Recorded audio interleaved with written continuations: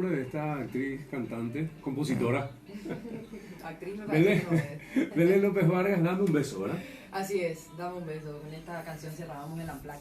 El primer Unplugged de la televisión paraguaya que lo llevábamos a cabo el año pasado. Este año queremos hacerlo 2 más con La Naranja. Así es que bueno, allí presentábamos esta canción que gustó mucho. La tuvimos que cantar 3 veces porque a la gente le gustó y cantaba el coro con nosotros. Y tuvo que venir el ministro de Hacienda y en una charla económica saber por qué tu programa se llama La Naranja. Sí. Claro. Precisamente por la fruta. No, también por la fruta. Tiene 3 motivos, después les voy a contar. Bueno. Pero el primero es este que estuvimos hablando. Nos habían mencionado, no me acuerdo quién, que hay países, en Chile por ejemplo, creo que se estudia el presupuesto para 5 años.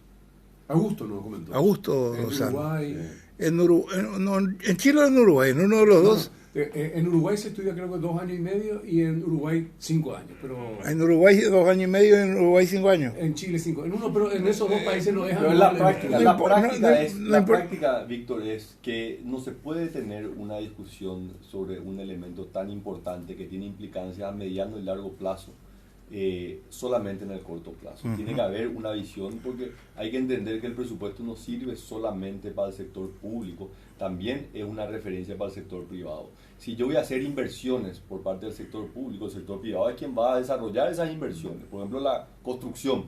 Si nosotros vamos a hacer rutas, yo no puedo estar definiendo de un año para otro si el monto de las inversiones va a ser 100 o va a ser 500, ¿verdad? Pues también tengo que darle tiempo al sector privado para que se prepare para esos cambios, ¿verdad? Entonces la práctica va tendiendo hacia eso, tener una visión de mediano y largo plazo. En el caso de Uruguay específicamente, donde nosotros hemos trabajado muy de cerca con referentes uruguayos para ir también incorporando algunas de las mejores prácticas, está el tema de la deuda, ¿verdad? Ellos no pueden entender cómo el manejo de la deuda aquí en Paraguay es tan, digamos, restrictivo desde el punto de vista legislativo. En el caso de Uruguay, ellos discuten el límite de la deuda, le dicen, ok, yo en los próximos 3 años quiero hacer estos planes, entonces el Parlamento le autoriza, bueno, vos te puedes endeudar hasta un porcentaje del PIB, digamos, hasta el 40%, el caso de Uruguay está por encima del 40% del PIB, pero le dice, podés en los próximos 5 años endeudarte hasta el 42% del PIB. Entonces ellos toman las decisiones en materia de deuda de la manera que sea más conveniente, ¿verdad? Porque acá hay que entender de que el mercado internacional va cambiando, un tema que también se criticaba, se cuestionaba mucho acá y que yo creo que todavía hay mucho desconocimiento de que se decía, se emiten bonos soberanos y la plata después queda en el Banco Central. Claro, porque uno no puede salir a pedir la plata cuando va a necesitar hacer el pago, ¿verdad? Uruguay es un país que tiene, por ejemplo, arrancó el año 2017, ellos ya tienen toda la plata de los vencimientos y de las obras que van a hacer este año y el próximo año. Ellos ya adelantan el dinero, ya tienen en la cuenta, porque uno nunca sabe lo que puede pasar. Ahora estamos a puertas de lo que va a ser un cambio de gobierno en Estados Unidos. Y vos sabés que la presidencia de Trump está trayendo toda una serie de dudas sobre cuál va a ser la política económica que él va a tener, y eso tiene implicancias en la tasa de interés, en los niveles de deuda a nivel mundial. Entonces, este es un tema muy delicado. Paraguay está transitando todavía en una fase muy experimental, todavía estamos en ese debate de proyecto por proyecto con el Parlamento, que muchas veces se presta a un proceso que no te digo de negociación o discusión, muchas veces hasta chantaje, Víctor. Y por eso otros países han separado esas discusiones políticas de discusiones económicas. Entonces, discutimos el presupuesto, discutimos el nivel del endeudamiento, discutimos las inversiones que se van a hacer y después nos peleamos por otros temas políticos, ¿verdad? Que son propios de nuestras democracias. Otra cosa, no sé en qué país era también que el Parlamento aprueba o rechaza el presupuesto. Porque acá pues se negocia, o sea, el Ministerio de Hacienda hace todo un estudio científico, técnico, etcétera, etcétera, y dice, bueno, señores, esto es lo que creemos que vamos a recaudar y esto es lo que creemos que podemos gastar el año que viene. Sí. Y después se va cada ministro a negociar otra vez su presupuesto. Así, cada gremio se va otra vez a negociar. Entonces al final el Ministerio de Hacienda está al pedo. Te cambio al final, lo que vos decís es lo contrario. Paraguay es el único país donde el Parlamento tiene discrecionalidad total. Entonces uno puede hacer un trabajo de meses realmente, trabajando con más de 100 instituciones del Estado, presentar un presupuesto y ellos pueden agarrar ese presupuesto, tirar a la basura y hacer uno nuevo en 15 días. Entonces, ¿para qué tenemos Ministerio de Hacienda? Exactamente. Entonces, esto Incluso también es parte... Incluso con la ley de responsabilidad fiscal. Que inclusive pisoteando la ley de responsabilidad fiscal, una ley que también aprobó el Congreso, ¿verdad? Por eso que en algún momento yo creo que vamos a tener que tener ese debate, ¿verdad? De que las prerrogativas que le dieron los constituyentes al Poder Legislativo en el 92 y realmente son un problema, ¿verdad? Porque le imponen también, aquí hay que entender también que los legisladores son actores políticos y los actores políticos se deben a su electorado. Entonces, tener tanta discrecionalidad en una materia tan delicada como es la presupuestaria, y le estás dando un poder realmente que para ellos es un problema, porque vos sabés que se inicia la discusión del presupuesto y van todos los grupos de presión, van al Parlamento a exigir que le puedan dar, y ahí no es ellos que son muy permeables. Y bueno, son actores políticos, claro, Víctor, ¿verdad? O sea, no hay que enojarse con ellos, ellos finalmente necesitan de los votos para poder estar en esos cargos. Entonces ahí donde se pone en riesgo la situación del país, porque acá hay que entender, hay 300.000 funcionarios públicos en Paraguay y hay 3,5 millones de paraguayos en edad de trabajar. O sea, quiere decir que por cada funcionario público hay 9 paraguayos que no son funcionarios públicos, ¿verdad? Entonces, cuando uno gasta plata solamente en ese 10% de los paraguayos, no tiene plata para el 90% restante, para invertir en salud, en educación, en seguridad, en todo lo que tanta falta nos hace. Así que esa es la decisión que muchas veces tenemos que decir. Y yo en esta discusión también traté de graficar cuál es el rol de la política fiscal, ¿verdad? Si tenemos dos grupos de paraguayos, hay los paraguayos que están caminando, que les podemos ayudar a que caminen más rápido. Pero también están los paraguayos que están arrodillados, que todavía no se pudieron parar, esos paraguayos que todavía no pueden acceder a un plato de comida, esos paraguayos que no pueden acceder a una educación, a una salud de calidad, y probablemente a ellos es a quienes más tenemos que ayudar. Entonces el presupuesto tiene que enfocarse en ese segmento, en los paraguayos más necesitados, y no en los paraguayos que ya de alguna manera están cubriendo sus necesidades básicas. Y además, ministro, en la práctica termina ocurriendo lo que le decías a Belén en el plano de la cultura. Yo me voy, exijo al Parlamento que me den 200, ¿verdad? Vos, parlamentario, por ponerte bien con mi gremio, me das los 200, pero el ministro que he visto en la práctica sabe que tiene 80 nomás. Es así. Y lo que es peor, Erico, siempre los incrementos han venido en gastos salariales. Y el gasto salarial nosotros no podemos poner ningún control, ¿verdad? Se ejecuta 100%. O sea, si le dijeran, mira, a cultura le vamos a dar un aumento presupuestario para que pueda comprar equipamiento, o que pueda construir un nuevo teatro, y bueno, a decir, mira, no tengo la plata, no construimos. Pero si el incremento es para pagar más salarios, eso tenemos que pagarlo a partir del 1 de enero. Entonces, ahí lastimosamente es donde nos atan de pies y manos, ¿verdad? Y entender de que el presupuesto no se puede utilizar solamente para pagar salarios, donde hay también otras necesidades. Así que es una lucha que nosotros venimos llevando adelante. Cuando inició el gobierno se destinaban 85 guaraníes de cada 100 que recaudamos iban a salario. Hoy ese número está en 70, lo hemos disminuido de manera importante, lo que nos llevó a invertir más en gastos sociales, en programas sociales e inversión en general. Pero todavía nos queda muchísimo más, tenemos que ir reduciendo esa relación, y para eso tenemos que tomar medidas que no son populares, ¿verdad? O sea, recortar o no permitir aumentos salariales, y son medidas que no son populares. Ahí tenemos el gremio de los médicos, el gremio de los docentes, ¿verdad? Que anuncian huelga, anuncian que no van a iniciar las clases. Pero nosotros tenemos que ser también responsables, que los recursos que tenemos son limitados y tenemos enormes obligaciones por parte del Estado de hacer frente. Nosotros deberíamos estar nadando en dólares con Itaipú, ya se está, ministro. ¿Estamos nadando en dólares o no? Nosotros estamos nadando en dólares. El problema es qué estamos haciendo con esos dólares. La ley del FONACIDE, ¿verdad?, que reglamenta la distribución de los royalties y las compensaciones de Itaipú, ¿verdad?, establece un mecanismo de distribución, ¿verdad?, cuánto van las gobernaciones, cuánto van a la intendencia, cuánto viene a la administración central, cuánto va al Fondo de Excelencia en la educación. Y la ley de royalties, que es la que hoy rige para la distribución de lo que ingresa de Yacyretá, que 50% va a la administración central y 50% a los gobiernos locales.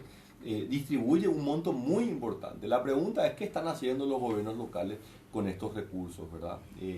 Y ahí entra un problema que venimos también arrastrando de la Constitución del 92, este proceso de descentralización política para un país que es muy extenso en términos territoriales y una población muy pequeña, hace que la descentralización sea políticamente muy deseable, pero sea más costosa. Esa es la realidad. ¿Por qué es más costosa? Y porque le cuesta a una intendencia allá en el fondo del Paraguay tener un ingeniero, tener un arquitecto que haga buenos proyectos. Y por otro lado, ellos reciben montos de dinero que son fijos por año y no tienen la capacidad de contraer deudas, ¿verdad? Entonces, el Estado, por ejemplo, el gobierno tiene la posibilidad de cuando hace una ruta y toma una deuda y esa ruta se amortiza a lo largo de 15, 20 años. Los gobiernos locales no pueden hacer eso. Entonces, ¿qué es lo que terminan haciendo? Y terminan haciendo una vereda, hermosean una plaza, ¿verdad? Hacen obras pequeñas, pero no las obras importantes que necesita una comunidad. Por ejemplo, construir una ruta que le conecte a un distrito con otro distrito. Esa ruta va a traer un dinamismo económico diferente, ¿verdad? O, por ejemplo, construir plantas de tratamiento de agua, distribución de agua potable, líneas de transmisión. Entonces, finalmente, los gobiernos locales están dependiendo de la inversión que hace la administración central. Por eso que ahí el trabajo que venimos haciendo desde el Ministerio de Hacienda es coordinarnos cada vez mejor con los gobiernos locales. Entonces, en resumidas cuentas, Víctor, el problema de Paraguay no es de recursos, es de la administración de los recursos. Tenemos mucha plata, pero lastimosamente está mal distribuida y está mal administrada. Tenemos que tener esa visión que para muchos suena como una mala palabra, pero tenemos que tener una visión global del Paraguay hacia dónde nosotros queremos ir. Y no esa visión, cada uno diga, yo creo que tiene que ir hacia acá, otro dice así, tiene que ir hacia allá, ¿verdad? Porque ahí o sea, la palabra de patriotismo también, ¿eh? ¿Cómo? Patriotismo también es una palabra que podríamos usar. Y yo creo que sí. A mí me ha tocado hablar con intendentes y decir, intendente, ¿por qué no te sentás con el intendente de la localidad que está al lado? Y le decís, vamos a trabajar. A mí me va a costar tener yo un centro de salud, a vos también. Pero capaz que entre los dos podemos conseguir un centro de salud en el medio. Y me dice el intendente, mira, ministro, si el centro de salud va a estar en la intendencia de mi vecino, prefiero que no se haga nomás. Prefiero que la gente de mi ciudad vaya hasta Asunción, que maneje o vaya en transporte hasta, no sé, 200 kilómetros, en vez de que a 20 minutos, porque esa va a ser una victoria política de alguien que puede ser mi contrincante, ¿verdad? Entonces, nos cuesta todavía tener esa visión de país, ¿verdad? Todavía estamos mirando dentro de nuestras propias rencillas y disputas internas. Ministro, viste que cuando se plantean algunas cuestiones, reelección por ejemplo, ¿verdad? La solución está en una constituyente, cambiemos la constitución, ¿verdad? Esto de cambiar las cosas para permitir administrar mejor el país, ¿eso de qué depende? Y en el tema presupuestario depende también de una reforma o una reforma constitucional. Constitucional, porque la Constitución le dio esa potestad al Parlamento. De hecho, le dio demasiadas potestades al Parlamento. Le dio demasiadas potestades, ¿verdad? Y hoy cuando hacemos una comparación con otros países, vemos que Paraguay probablemente es el único país que tiene un Congreso que pueda aumentar gastos sin identificar la fuente de ingresos, ¿verdad? Dice, aumento, decir la plata, no, vete vos de dónde vas a conseguir la plata. Ese es tu problema. Ese es tu problema. Ese problema no tienen otros países, ¿verdad? Entonces, los congresos pueden modificar los gastos, pero tienen que identificar la fuente de financiamiento, de dónde van a salir los recursos. Entonces, eso nos lleva a pensar de que tenemos un problema ahí, tenemos que encontrarle alguna solución que necesariamente va a venir a través de un consenso político, ¿verdad? ¿Y la forma de gastar el dinero? Y la forma de gastar el dinero, yo creo que el acceso a la información pública ha sido un gran aliado, ¿verdad? Paraguay también es un país que hoy está dando grandes pasos en materia de transparencia informativa, acceso a la información pública. Entonces, eso nos está llevando a tener una ciudadanía más informada de qué es lo que hacemos nosotros desde el sector público con los recursos privados, porque acá pues también se confunde, que se dice, no, el gobierno administra recursos públicos. No hay recursos públicos. Son recursos privados administrados por el sector público. O sea, en la medida que tenemos hoy una ciudadanía mejor informada y que exige que la plata que ellos ponen en sus impuestos realmente vaya y no se gaste simplemente o en secretarias VIP o en amantes o en todos estos gastos superfluos que hoy estamos descubriendo. No es que ahora nomás hay, hoy estamos descubriendo porque este gobierno abrió las puertas de la administración pública y digamos, queremos rendirle cuenta a la ciudadanía, queremos que ustedes nos controlen. Entonces yo te puedo asegurar de que hoy quienes administran recursos públicos se cuidan muchísimo más de qué hacer con ese dinero y finalmente eso es lo que uno esperaría, de que haya consecuencias cuando alguien maneja mal el dinero, se le pesque, vaya preso, tenga que devolver ese dinero y el que venga después diga, mira, yo voy a usar bien la plata y que voy a invertir en aquello que realmente le genera un retorno a la ciudadanía. Hace como los árabes antiguos que forraban la silla en donde se iba a sentar el nuevo juez con la piel del juez corrupto que estuvo ahí. Ministro, una palabra que no me mencionaste fue el tema de la corrupción, también en el manejo de Fonacide. O sea, no solamente hay cuestiones políticas, de desentendimiento, etcétera, etcétera, o mala administración, sino que hay también corrupción. Sí, y bastante notable. Yo creo que, Víctor, más que corrupción, lo que tenemos un problema de impunidad. Esa es una de las grandes lacras que tiene el Paraguay y ojalá la podamos desterrar, ¿verdad? En la medida que nosotros encontremos gente que haga mal las cosas y finalmente esa gente sea no solamente destituida, no solamente tenga que devolver lo robado, sino que finalmente tenga que ir a parar o a la cárcel o ser privado de su libertad. Yo creo que los incentivos van a seguir estando ahí, ¿verdad? Yo voy a hacer mal las cosas, total, no hay consecuencias, ¿verdad? Así que yo creo que este es uno de los grandes problemas. Yo creo que se están dando grandes avances. Yo creo que hoy tenemos una ciudadanía que se involucra más.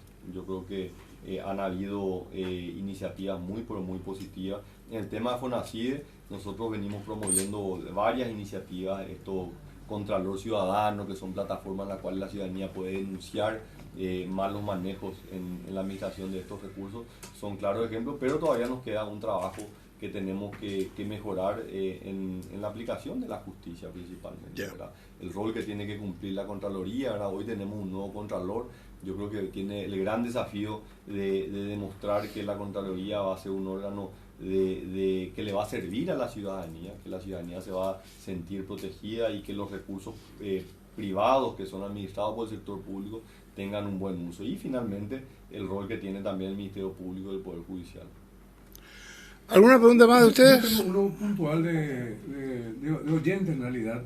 Sandra dice si le podemos preguntar al ministro sobre la Traschaco y el tema de la infraestructura para el Chaco. Dice, y envía fotografía en donde se ve lamentable la situación de la ruta. Y no se equivocó, vio de ministro. No, porque hay una cuestión de... Hay una cuestión, de sí, no, es una muy buena pregunta. Sí. Y acá les voy a pedir un poco de paciencia porque este es un tema muy interesante y se replica en varios casos, ¿verdad? Cuando el gobierno, cuando digo el gobierno, el Poder Ejecutivo impulsa un proyecto, las voces que se escuchan son las voces críticas, ¿verdad? Las voces que están a favor de una iniciativa es como que parece que no pega, es mala onda apoyarle al gobierno, ¿verdad? Nos pasó y la Ruta 9 es un claro ejemplo. Nosotros venimos impulsando hace prácticamente 2 años la reconstrucción de la Ruta Traschaco.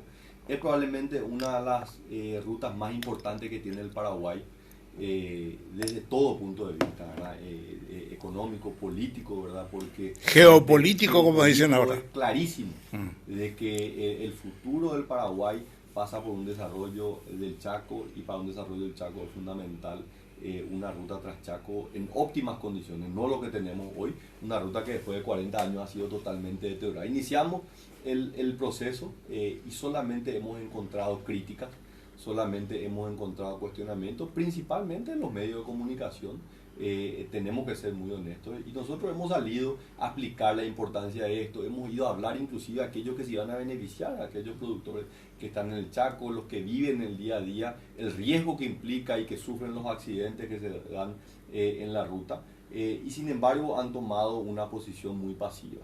Hasta el momento que el gobierno dijo, hemos terminado el proceso licitatorio, hemos encontrado una sola oferta, y creemos que la tasa de interés o el costo del financiamiento no es el más apropiado para el Paraguay. El gobierno tomó una decisión muy difícil de decir, declaramos desierto, rechazamos esta oferta. Ese mismo día salieron todas las voces a hablar de la importancia de la ruta Traschaco, que durante más de un año se quedaron callados solamente mirando... ¿O trancaron? No, muchos trancaron, Uh-huh. pero los que se iban a beneficiar acompañaron con su silencio, ¿verdad?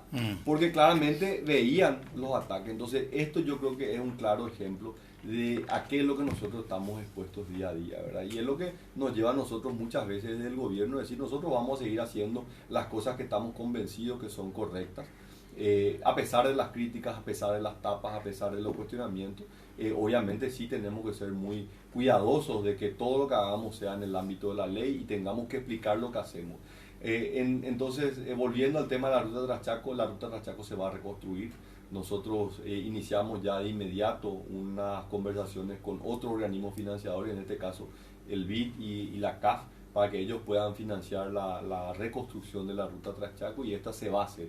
Es una necesidad y nosotros estamos comprometidos a realizar esa inversión que es muy importante para el país. Bueno.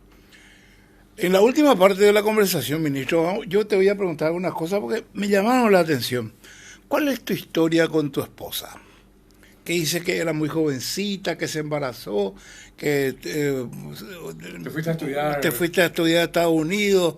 ¿Qué es lo que pasó ahí? Bueno, linda historia. Yo tengo una hermosa historia, ¿verdad? Por eso. Y yo no puedo empezar esta sin mencionar de que soy el menor de 3 hermanos, ¿verdad? Ya mi padre es un señor, no tiene un señor mayor, pero ya yo lo agarré ya con el caballo cansado. Ya, entonces, claro, sí. el ser padre a los 18 años es sin duda la mejor satisfacción, la mayor satisfacción que he tenido en mi vida. Mi hijo, que tiene hoy 20 años, es mi mejor amigo.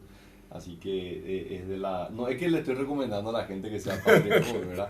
Pero es lo mejor que me ha pasado en la vida. Efectivamente, mi novia en ese entonces se quedó embarazada. Yo tenía 17 años, ella acababa de cumplir 18 años y estaba terminando el 5º curso del colegio de antes, ¿verdad? Ahora sería el 2º de la media. Uh-huh.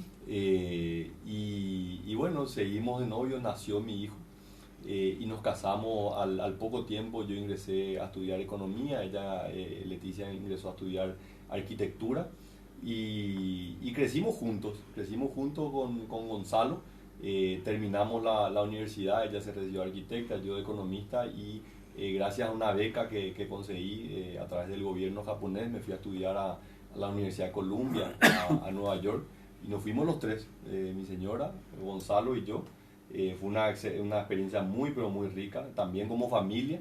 Y al volver, ya en el año 2005 nació mi segunda hija, que hoy tiene 11 años, y llevamos casados 19 años. El próximo año cumplimos 20 años casados, y realmente es mi principal logro, ¿verdad? Uno cree que el haber accedido a cargos tan importantes, y todo esto es pasajero finalmente. Si uno no tiene el soporte de la familia, si uno no tiene el acompañamiento, y hoy, después de tantos años, te puedo decir que no solamente tengo una esposa, tengo una amiga, tengo una compañera que está a mi lado y que me ha venido acompañando a lo largo de estos años, a quien le tengo una enorme gratitud y me siento en deuda con ella, ¿verdad? Porque finalmente estos cargos que uno está tan expuesto y está todo el día siendo o cuestionado o criticado, afectan a la familia. Afecta a la familia, ¿verdad? Sí. Ellos son los que se llevan la peor parte.